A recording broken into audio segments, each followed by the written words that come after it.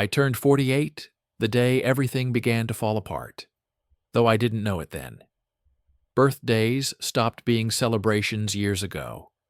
With work, kids, routines, and the quiet erosion that creeps into long marriages, it was just another candle on a cake I didn't want to blow out. But this birthday hit differently, not because of age, but because of the distance. Marissa and I had been married for 19 years. 19 years of building a life, raising 3 kids, paying bills, patching walls, fixing cars, surviving layoffs, pandemics, sleepless nights, school conferences, teenage drama, you name it. We weren't perfect, but we were solid. Or so I thought. That morning, Marissa barely looked at me. She tossed a casual, "Happy birthday, babe," over her shoulder while grabbing her water bottle. No hug, no kiss, no warmth. The same woman who once wrote long birthday cards filled with inside jokes and ridiculous doodles now looked at me like a roommate she barely tolerated. "Big day," I joked, trying to lighten the air.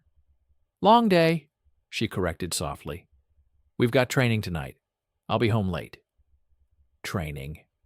The baseball group she'd joined through Meetup a few months earlier. I forced a smile. I thought maybe we could do dinner tonight. She froze for a fraction of a second. Barely noticeable, but I saw it. "Rain check," she said. "The team needs me." Team. She said it with enthusiasm she hadn't used about our marriage in years. And just like that, she left. Haley, our middle child, 16, was the first to speak. "She didn't even hug you," she whispered from behind her cereal bowl. I shrugged. She's stressed. But inside I felt something cold slip down my spine. Something was wrong. Something had been wrong for months. And I'd been pretending not to notice. Marissa had gained weight during the lockdowns. Stress eating, comfort eating, emotional eating. Then she'd crashed, dieted, and lost too much. Her moods swung like a pendulum. She couldn't sit still, couldn't sleep, couldn't relax. She snapped at the kids. She cried in the shower. She started avoiding me. Then, out of nowhere, she joined this baseball group. "It'll help me get active again," she'd said. But as the weeks passed, I realized it wasn't the sport she was excited about. It was the people. Or rather, one person.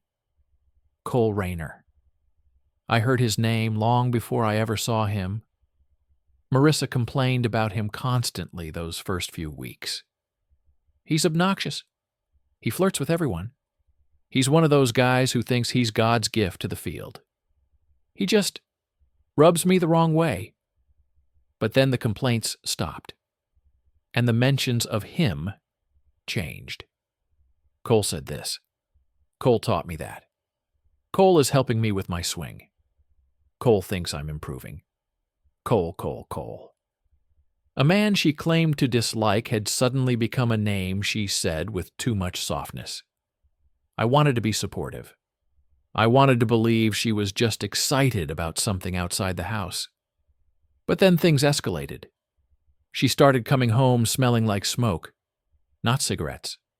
Something else. After showers, her breath carried hints of something bitter, earthy. Marissa had always been fiercely anti-anything. She lectured the kids nonstop about avoiding dangerous habits. But now she walked around the house with a mellow, hazed expression I couldn't ignore. "How was practice?" I asked one night. "Fine." "You smell like smoke." She stiffened. "Some of the players smoke, it gets on your clothes." "Even inside your mouth?" She glared at me. "Stop interrogating me." "I'm asking because you warned the kids about this exact thing. They look up to you." That did it. She slammed the fridge door. "I'm exhausted, Ethan. Let it go." And she went upstairs without another word. The next day, Haley poked her head into my home office. "Dad, is Mom okay?" I wanted to lie. I wanted to protect her. But the concern in her eyes told me she already knew the answer. "I don't know," I admitted quietly. Then Thanksgiving happened. Marissa didn't show up. She texted last minute that her car had issues. She'd spend the holiday at a mechanics, on Thanksgiving, for 7 hours. The kids tried to pretend it was fine. But halfway through dinner, Logan muttered, "She's lying." And I couldn't argue. When she finally returned home, she looked disheveled, sweaty, flushed, her hair messy, her clothes wrinkled. She tried to play it off, but even 12-year-old Mason kept glancing at her like something was wrong. That was the night I realized I wasn't paranoid. I was being played. A week later, I checked our joint bank account. It was nearly empty. Not overdrafted, but missing funds. A withdrawal for $1,200. I texted her. "Where did $1,200 go?" No reply. I called, straight to voicemail. An hour later, she walked into the house looking startled to see me home early. "You're back," she stammered. "Yeah, thought I'd surprise you," I said. Her eyes darted, fast, to the back hallway. I followed her gaze. The backyard gate was slightly open, and there, lingering but faint, the same smoke smell. "Were you alone?" I asked. "What? Yes, of course." She was lying. Her voice trembled, her hands shook. Her cheeks still carried the warmth of something that wasn't exercise. "Who did you give $1,200 to?" "A friend needed help," she snapped. "None of your business." I stepped closer. "It is my business. It's our account." "Stop controlling me," she barked, her voice suddenly sharp. "I don't owe you explanations for every dollar." "You do when you drain the account." "Then maybe," she hissed, "maybe we shouldn't share one anymore." That was the first time she used that tone. Cold, detached, almost hateful. I stared at her, stunned. "Are you saying you want a separation?" "I'm saying," she breathed, "that I want choices. Choices like him?" Her pupils widened. "Got you." She didn't deny it. She didn't defend herself. She just said, "Don't push me, Ethan." That night, after she went to sleep, the idea came to me, sharp and sudden. I needed the truth, not suspicions, not hints, not trembling lips and half-lies, hard evidence. I ordered 2 small voice-activated recorders. Not the creepy spy stuff, just basic devices anyone could buy online. I also ordered a door camera. I wanted to know who came and went while I was at work. Because my wife, the woman who once insisted on full transparency, open phones, shared everything, now carried her phone everywhere, even into the shower. She changed passwords, turned off notifications, started sleeping with the phone under her pillow. I installed the door camera early one morning while she was still asleep. The next day, while I was at work, my phone buzzed, motion detected at front door. I tapped the feed. Marissa opened the door, looked around, gestured someone inside. A man stepped into view, tall, fit, baseball cap, backpack slung over one shoulder. His posture screamed confidence. Cole, no doubt. My stomach twisted. I felt heat rise into my chest, but I forced myself to stay calm. Don't confront her yet, not without undeniable proof. When I got home that evening, the house was quiet. Too quiet. Marissa eventually emerged from her home office, startled as if she'd seen a ghost. Her hair was mussed, her shirt on backward. She kept touching her neck, nervously. "Home early?" she whispered. "I told you this morning," I lied. She nodded, but her eyes flicked again toward the office behind her. I didn't say a word. Not then, because the trap was already set. And soon, her lies would expose themselves. That night, after she fell asleep, I placed one recorder behind the stack of folders in her office. The second went under our bed. It felt wrong, violating, shameful. But so was the way she'd been treating our family. The next days were agony. She acted sweet, too sweet. She made breakfast, cleaned the house, smiled at me like a Stepford wife. The kids noticed too. "She's being weird," Haley whispered. "Like, guilty weird." On the third night, after she went to bed, I plugged in the recorder. My hands shook. Click, playback. Marissa's voice filled my headphones. And then, a man's voice. "Cole." I froze. My heart hammered. My breath caught. They were whispering, laughing, plotting when and where to meet. He suggested her office. She declined. Too risky. He suggested the parking lot. She said no. Too visible. Then he said something about Thanksgiving, about how they barely escaped. I pushed back from the desk, trembling. So it was him. She wasn't visiting a mechanic. She was with him, on a holiday, while her family waited at home. I shut the recorder off and sat in the dark. My marriage wasn't just cracking. It was collapsing. The next morning, I acted normal. I packed lunches, drove the kids to school, went to work. But inside, things had shifted. Something was dying. And something harder, sharper, more calculating was taking its place. I needed more evidence. I needed to know how deep her betrayal went.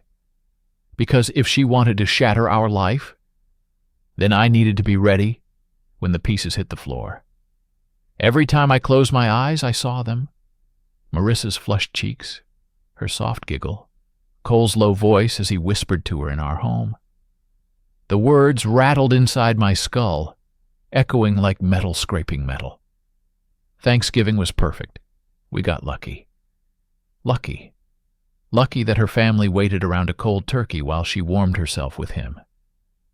I stared at the ceiling until dawn, my chest tight with a pressure that felt like a fist squeezing my lungs. 19 years. 19 years of sacrifices, overtime shifts, nights comforting crying kids, weekends fixing things around the house, anniversaries spent saving instead of splurging, and she threw it away for a man she knew for 4 months. The sunrise finally came, but it didn't bring light. Only clarity. I needed to know the full truth. Not part of it. Not hints. Not recordings of whispers. The whole picture. And once I had it, she would face the truth too, whether she wanted to or not. The calm before the storm. Marissa woke up around 8 a.m. I heard her footsteps before I saw her. Slow, cautious, tiptoeing, as if she sensed something was shifting. She appeared in the doorway of the kitchen, hair messy, wearing one of my old shirts. "Morning," she murmured. I didn't look up from my coffee. "Morning." She hesitated. "Rough night?" Something like that. Her eyes flicked to my face, studying it, searching for signs that I knew. She wasn't stupid. She knew I was different. She felt the temperature change, but like all cheaters, she chose denial over confession. "I'll be late tonight," she said carefully. "The team wants to practice longer." Lie. I kept stirring my coffee slowly. "Who's the team? Give me the list." She blinked. "What?" "You talk about practice every day, but you never mention anyone except Cole. Name the rest." Her throat bobbed. "Why? You don't know them." "So name them." "I don't owe you." "Then don't lie," I cut off sharply. For a moment, fear flashed in her eyes, but she masked it quickly with irritation. "I'm not doing this now, Ethan." She grabbed her bag and stormed out the door. The moment the door clicked shut, I exhaled slowly. That was her first real crack. And cracks grow. Surveillance mode. I spent the entire morning setting up the rest of my plan. Not in anger, not impulsively, cold, calculated, precise. The doorbell camera was good, but limited. I needed more. So I installed a second camera facing the backyard, a GPS tracker under her car, magnetic, small, undetectable, a cloud backup for every recording device, a second voicemail recorder in her home office drawer. By noon, my phone buzzed. Car movement detected. I opened the tracker map. She wasn't going to work. Not the gym. Not practice. She was headed toward the far side of the city, an industrial district with warehouses and private rentals. A place where no one asked questions. A place perfect for secrets. My pulse quickened, but my hands stayed steady. I waited 30 minutes, then another 10, then finally grabbed my keys. No rage, no panic, just ice. I followed the GPS slowly, giving her time to settle. When I reached the street, I parked 3 blocks down. The building her car sat beside was a blue warehouse with a faded sign that read, Rayner Brothers Storage and Rentals. Rayner, as in Cole Rayner. My stomach twisted. He had access to a private space. No cameras, no witnesses, no interruptions. Of course he did. And she let him take her there. I clenched the steering wheel, knuckles whitening. For a moment I imagined storming in, ripping the door open, dragging them apart, screaming, breaking, destroying. No, not yet. Not until I had what I needed. I stayed long enough to confirm they didn't leave. Then I drove home, sat on the edge of our bed, and stared at my phone. The longer I waited, the colder I became. Choices. She came home around 6 p.m., hair damp, cheeks flushed, wearing gym clothes she didn't sweat in. She walked into the kitchen, humming. Good practice? I asked, voice level. She froze mid-step. Yeah, productive. Working on your swing. Yep, Cole helped me, She caught herself. Too late. I raised my eyes. Cole was there? I mean, yeah, the whole team was...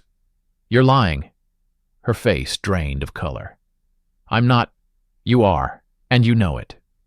She swallowed, eyes darting. Why are you acting like this? Because, I said softly, I'm done being blind. Her breath hitched. I let the silence stretch, long enough to suffocate her. Then she whispered, almost pleading, Ethan, what do you think is happening? I don't think, I said. I know. Her legs wobbled. She leaned on the counter. I stepped closer. You want choices? Fine. Here's one. Tell me the truth, or the truth will come for you anyway. Her voice cracked. You're scaring me. Good. She flinched, because guilt hears threats, even in truths. The evidence. Stacks. That night, while she showered, I retrieved the office recorder. My hands shook, not from fear, but from anticipation. I plugged it in, pressed play. Cole's laugh filled my headphones. Your husband's suspicious. Marissa's voice, low and worried. He installed a camera. I swear he knows something. You're overreacting, Cole answered. He's clueless. He's not. I feel it. Then we need to be more careful. Marissa exhaled shakily. Do you regret this? He chuckled. You kidding? You're the best thing that's happened to me in years. And then, a sound I didn't want to hear. Soft rustling, kissing, skin on skin. Right there, in her office, while our kids watched TV downstairs.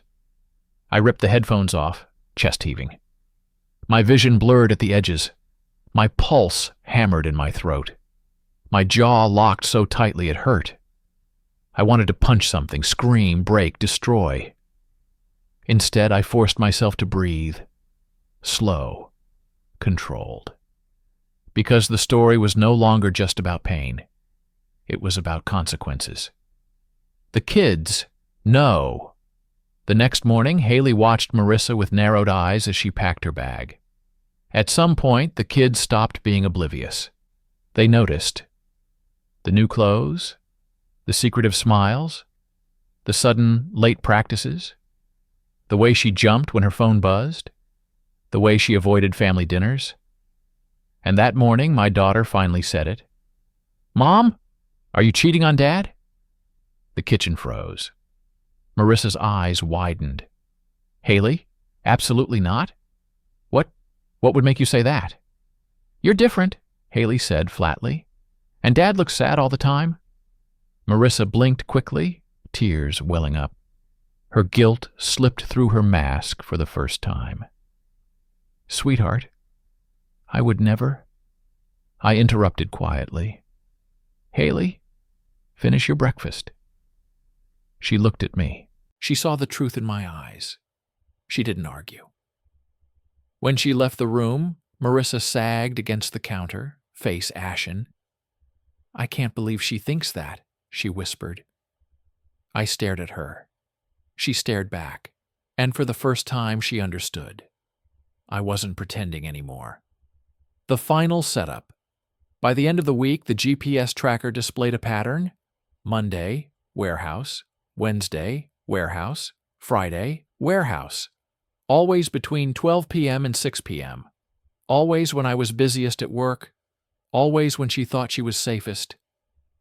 So when the tracker pinged again Friday afternoon, I knew what to do. I didn't call. I didn't text. I didn't warn her. I drove to the warehouse, parked across the street, let the camera roll, checked every angle. Then I walked toward the entrance, heart pounding, not with fear, with finality, with the cold, deliberate certainty of a man who has stopped hoping and started acting. The metal door wasn't locked. The universe wanted this to happen. I pushed it open. Inside was dim light, an old couch, scattered clothes, and voices. Her voice. His voice, breathless, laughing, moaning. I raised my phone, hit start live stream, not to the public, not to friends, just to one private link with time-stamped recording, a document of truth, a document she could never deny. And then I stepped inside. The warehouse swallowed the sound of the door closing behind me. The air was thick, humid, heavy, suffocating. Sweat, perfume, and something far uglier. I stepped forward, slow and deliberate. The first thing I saw was her jacket on the floor, then her shoes, then his shirt draped over a rusted chair. And then them. Marissa was on top of Cole, her back arched, her head tilted. Her nails dug into his chest. His hands gripped her hips. Her wedding ring was still on. My wedding ring. My throat went dry. Vision narrowed. Every sound sharpened until her gasp sliced through me like a blade. I lifted my phone higher and spoke. "Smile." Marissa froze, mid-motion. Her head jerked toward me so fast her hair whipped across her face. Her expression collapsed. Shock, guilt, terror, all crashing at once. Ethan? Her voice cracked. "Oh my God. Ethan!" Cole's eyes widened. "What the hell?" I stepped closer, completely calm. "Don't stop on my account," I said quietly. "You seemed busy." Marissa scrambled off him, grabbing a blanket, pulling it against her chest as if it could erase what I'd already seen. "Ethan, please, this isn't what it looks like. It looks exactly like what it is." The live stream. Cole moved to stand, but I held up a hand. I wouldn't. He froze. Not because he feared me, but because he feared the phone in my hand. "You're live streaming this?" he muttered, voice cracking with disbelief. Yes, I answered. It's recording automatically. Cloud backup. Locked file. Marissa's breathing turned hysterical. Ethan, please turn it off. Please, please, please. No. Her legs gave out and she dropped to the floor, shaking. Her shoulders trembled as if her bones were rattling inside her skin. Cole stared at me with a mix of anger and panic. Dude, this is crazy. You can't just... I cut him off. You brought my wife here. You gave up the right to stay in the shadows. He swallowed hard. For the first time, he looked scared. Good. Her begging starts. Marissa crawled toward me on her knees, grabbing my pant leg with trembling hands. Ethan, please, listen, I'm sorry, I didn't mean this it wasn't supposed to. I looked down at her with a chill so cold it felt subhuman. You weren't supposed to get caught. She sobbed harder, clutching my leg, fingers shaking violently. I made a mistake. Please, please talk to me. Please don't do this. Ethan, I love you. You don't love me, I said. You love the way I made your life easy. No, she screamed. No, that's not fair. Ethan, please, this is a mistake. We can fix this. We can fix everything. I leaned down slightly. Fix this? The live stream is already saving. She went silent. Completely silent. Her face drained of all color. That's right, I continued. Every second of this is documented. Delete it, she whispered, her voice breaking. Please, please delete it. Why? Afraid you'll lose the kids? The house? Your reputation? Her eyes filled with wild panic. Ethan, please. The kids. Don't let them. Don't let anyone see this. I'm begging you. I'm begging you. Her desperation felt bottomless. But the truth was simple. She wasn't begging for our marriage. She was begging for her comfort. Cole disintegrates. Cole finally stood, pulling on his jeans, stumbling as he tried to salvage dignity from the wreckage. This is insane, he muttered. We're adults. This is private. Private? I snapped. You laughed about me, in my house. He went pale. You think I didn't know? You think I didn't hear? He didn't dare respond. I turned the phone slightly toward him. And you, I added, have a wonderful history. 2 divorces, 2 affairs, and now mine. His expression twisted. You don't know what you're talking about. I know everything. He flinched like I'd struck him. Marissa turned toward him, eyes wide and trembling. Cole, why didn't you tell me about your past? He froze. Her voice cracked again. Cole, why didn't you tell me? He didn't answer. And in that silence I saw something inside her collapse. The breaking point. Marissa reached for me again. Ethan, I swear, please don't do this. We can go home, we can talk, we can fix it. Just tell me what to do. You can't fix this. You're my husband. Not anymore. Her hands dropped. Her mouth opened. But no sound came out. And then she whispered, barely audible. I'm losing everything. You already lost it, I said. You just didn't notice until now. Her head fell forward, forehead touching the concrete floor. She stayed like that, sobbing so violently her whole body shook. Cole tried to step away from the situation, reaching for his keys. You've ruined enough lives, I said coldly. Don't come near my wife. Ever again. He scoffed weakly. She came to me. Then she'll live with the price. Marissa gasped at that, as if the sentence itself stabbed her. The walkout. I turned toward the door. Marissa scrambled after me, grabbing my wrist so hard her nails dug into my skin. Ethan, please, don't leave, don't walk out, please. I pulled free, without a word, without a backward glance.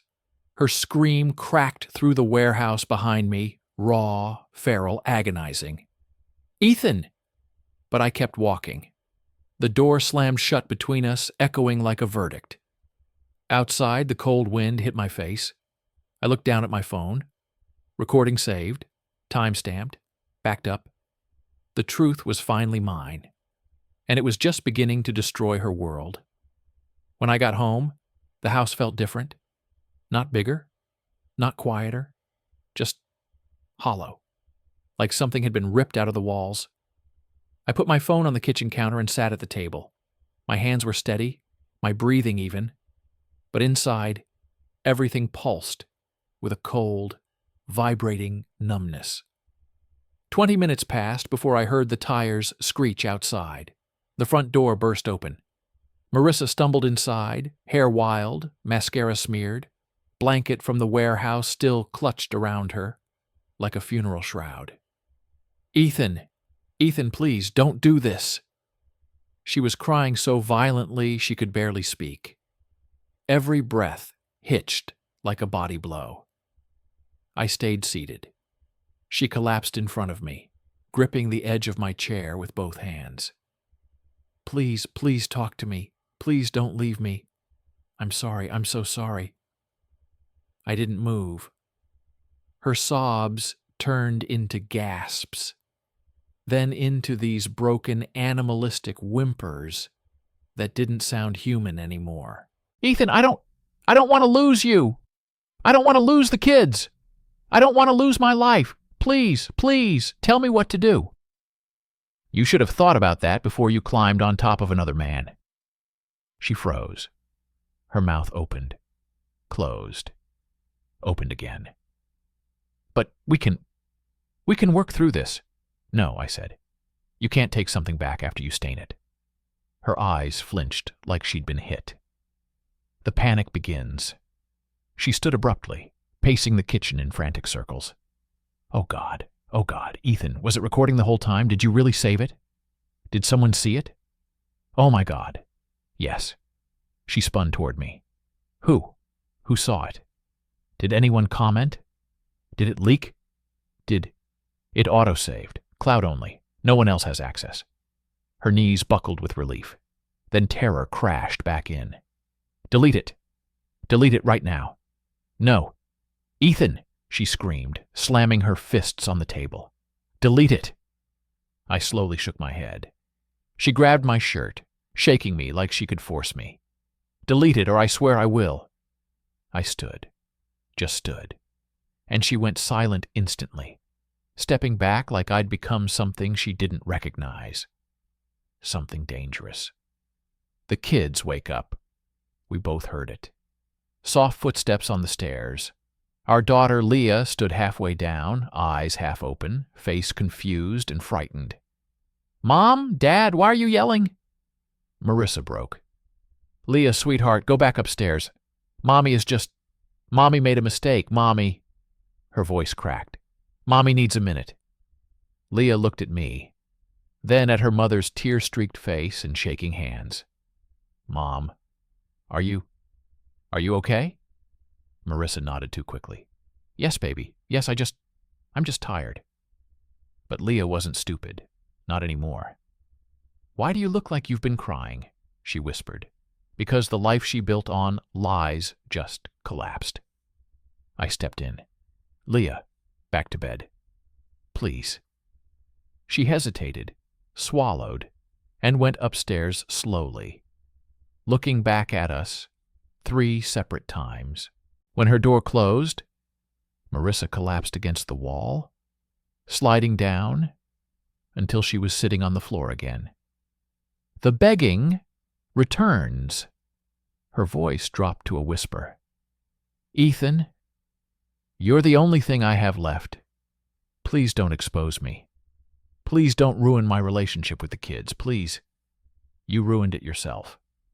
I can fix it. No, I said. You can only apologize for it.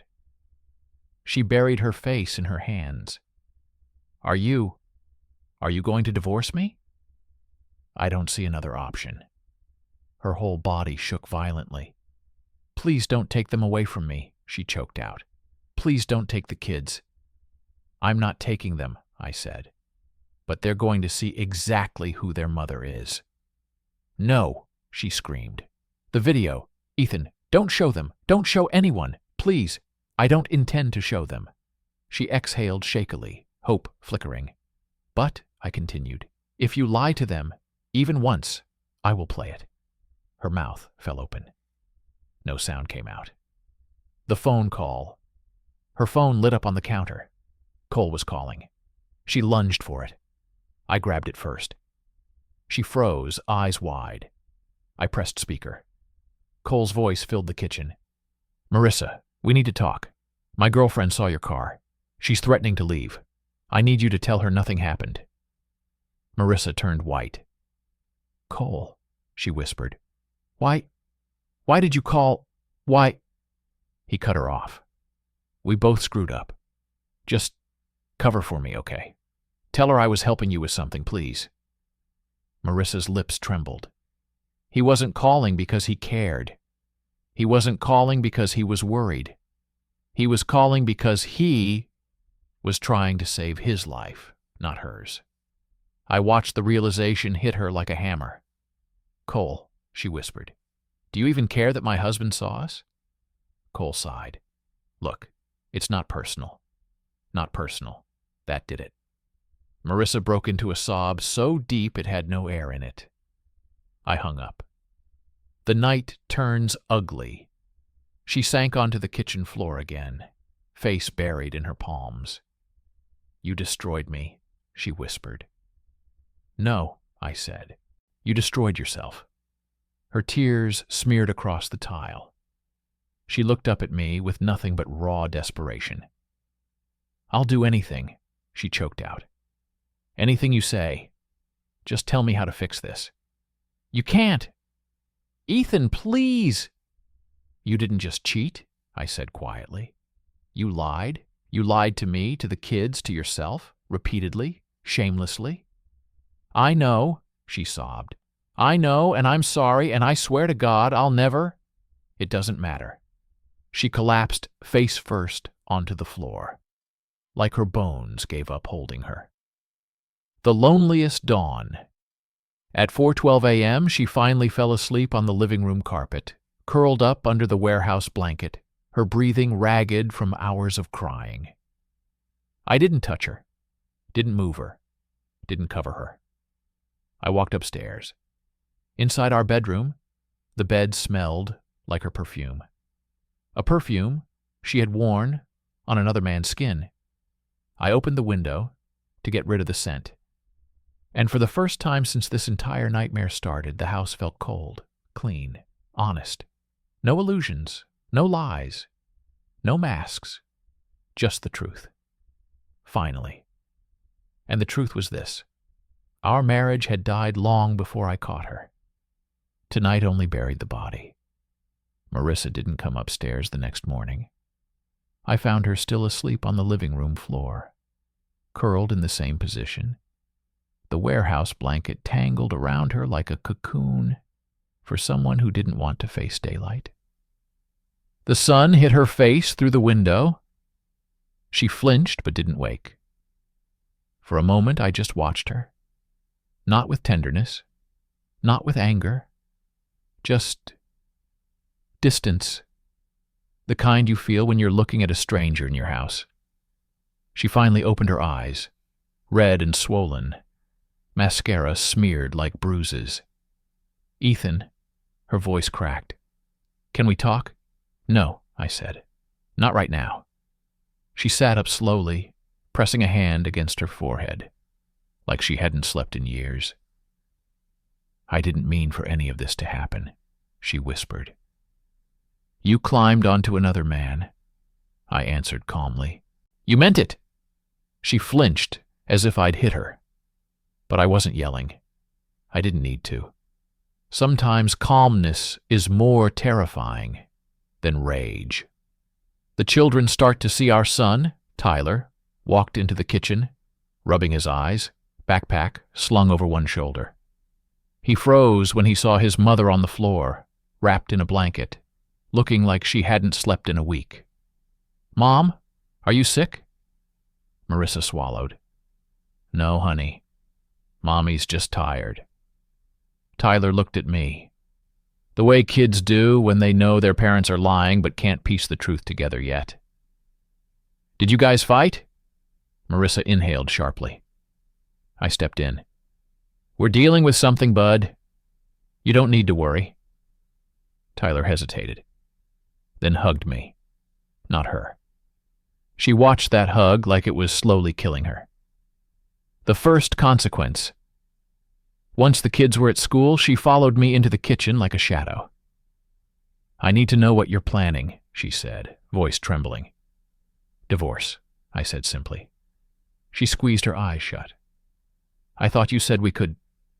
I didn't say that. She opened her eyes. They were broken, glass-like. Can I at least explain? You explained enough while you were on top of him, I replied. Her hand flew to her mouth. She staggered back like the words physically hit her. Ethan, please, I'm begging you. I sat down. She stood. It made the power dynamic painfully obvious. You had months, I said. Months to tell me what was going on, months to come clean, months to stop. I know, she whispered. I know, and I hate myself for it. I swear, this wasn't who I am. It's exactly who you are. You just finally got caught. Her shoulders collapsed. The attempt to shift blame. After a long silence, she said it. The line every cheater eventually reaches. I was lonely. I looked up.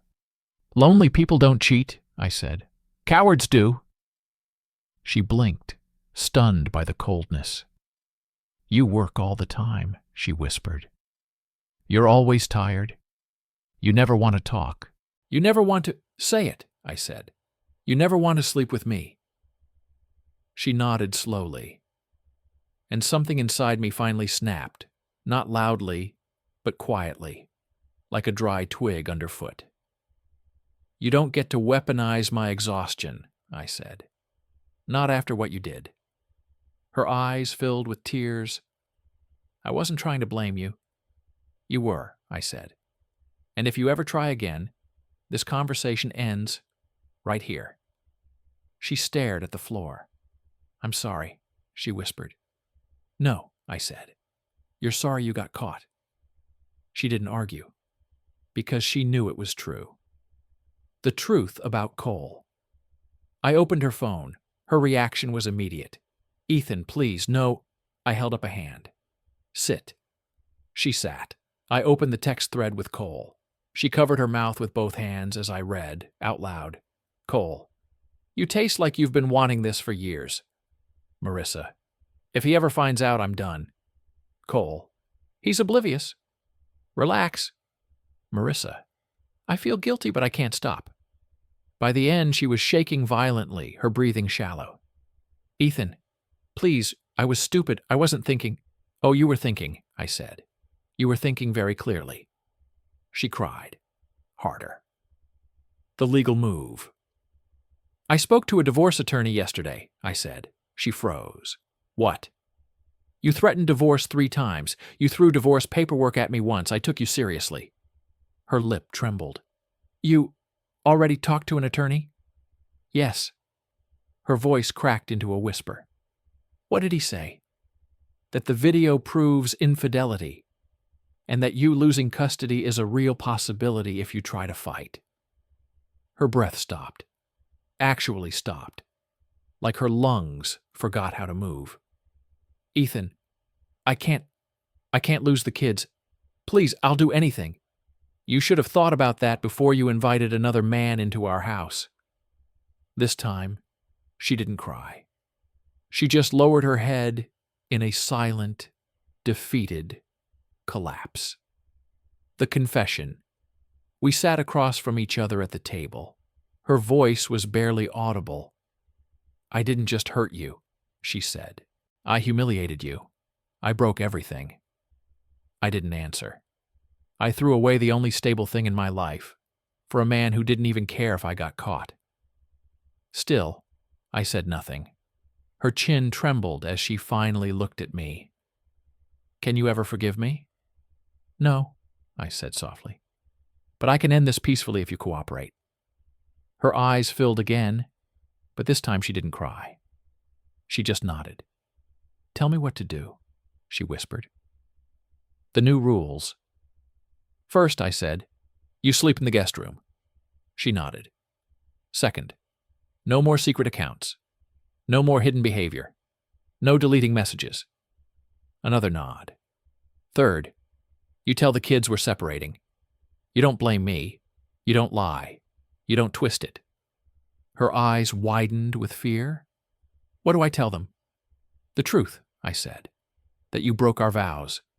I can't, she whispered. You will, I said. Or I'll play the video. She swallowed so loudly I heard it echo in the quiet kitchen.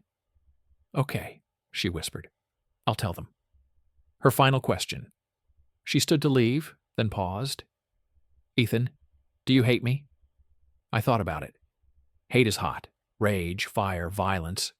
What I felt wasn't hot. It was cold, dead, final. No, I said. I don't hate you. She looked relieved for a split second, until I added, I just don't love you anymore. She closed her eyes. Her whole body wilted. She walked to the guest room, without another word, and for the first time in years, the house finally felt mine again. Marissa finally broke on a Thursday, not during the fights, not during the silence, not during the day she had to tell the kids we were separating. It happened the moment she realized Cole, her lover, had blocked her. I only knew because she burst out of the guest room, phone in hand, eyes wide, shaking. Ethan, she gasped. He blocked me. He blocked my number, my socials, everything. I didn't even look up from my laptop. Good. She froze. But he said he loved me. I closed the laptop slowly. Marissa. He couldn't even stay long enough to face me. He left you half-dressed and ran like a coward. Her face twisted. Don't say that. Why? It's true. She sank onto the floor, back against the wall, sobbing into her hands. This wasn't supposed to happen. It never is. The court date. 2 weeks later, we sat in front of a judge. She looked small, defeated. Nothing like the woman who once threw divorce threats at me like confetti. The judge read through the evidence, the messages, the timeline, the video. Marissa didn't even lift her head. The judge sighed. Mrs. Lawson, do you contest the grounds for divorce?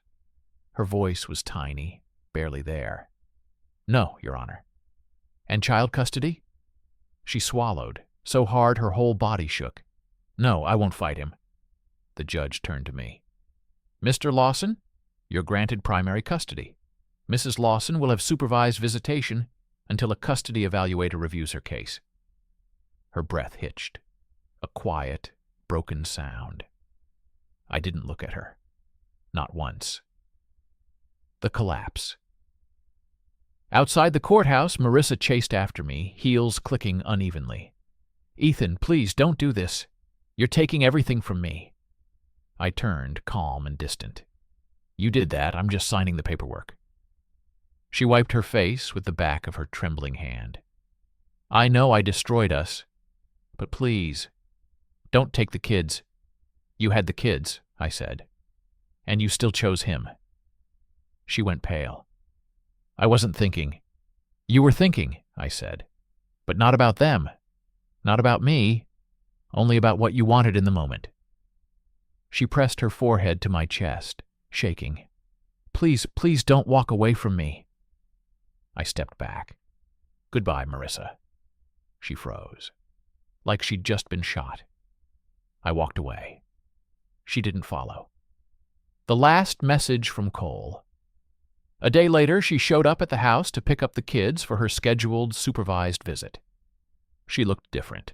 Hair unkempt, makeup smeared, eyes hollow. She handed me her phone with shaking fingers. Look, she whispered. A message from Cole. Cole. Tell your husband to delete that video or I'll say you forced it. I'm not losing my job over your marriage problems. I looked at her. She looked broken. He's trying to save himself, I said. Just like every coward does. Her shoulders collapsed. I ruined my marriage for a man who won't even take responsibility. Yes, I said. You did? She covered her mouth as a sob tore out of her. And then, for the first time in months, I felt absolutely nothing. The final night. That night, after she returned the kids, she asked if she could talk. I agreed. Not for her, for closure. She stood in the doorway of the kitchen, twisting her hands. I need you to know something, she whispered. I still love you. I nodded. I believe you. Her eyes lit for half a second, until I added, but love isn't enough. Trust is gone, respect is gone, and the man who once adored you is gone too. She stared at me, eyes filled with the reality she'd been avoiding. What do I do now? She whispered. Rebuild. Alone. Her tears finally stopped. Not because she wasn't crying, but because she had nothing left inside to shed. She walked out the door. Slow, defeated, quiet. I didn't watch her leave. I closed the door, locked it, turned off the lights, and for the first time since that night I found her on top of another man. I felt free.